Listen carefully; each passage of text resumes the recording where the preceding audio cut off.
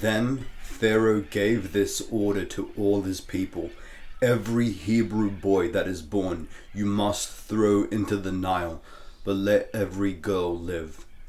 Now a man of the tribe of Levi married a Levite woman, and she became pregnant and gave birth to a son. When she saw that he was a fine child, she hid him for 3 months. But when she could hide him no longer, she got a papyrus basket for him and coated it with tar and pitch. Then she placed the child in it and put it among the reeds along the bank of the Nile. His sister stood at a distance to see what would happen to him. Then Pharaoh's daughter went down to the Nile to bathe, and her attendants were walking along the riverbank. She saw the basket among the reeds, and she sent her female slave to get it. She opened it and saw the baby. He was crying, and she felt sorry for him. "This is one of the Hebrew babies," she said.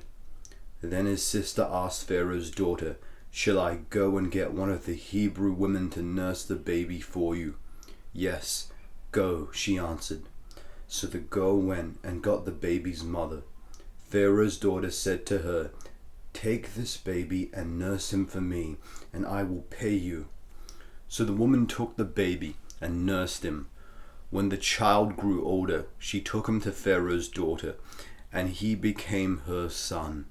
She named him Moses, saying, "I drew him out of the water." One day, after Moses had grown up, he went out to where his own people were and watched them at their hard labor.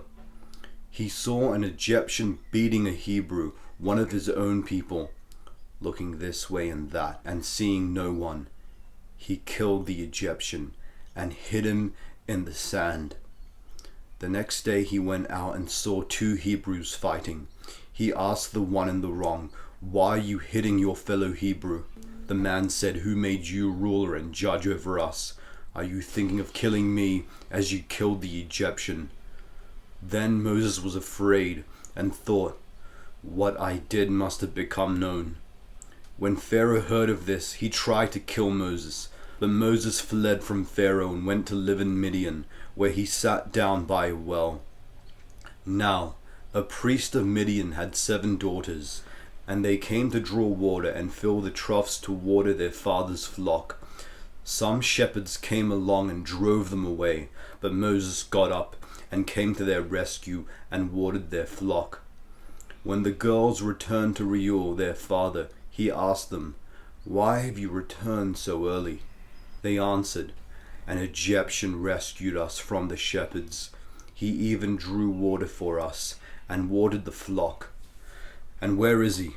Reuel asked his daughters. "Why did you leave him? Invite him to have something to eat."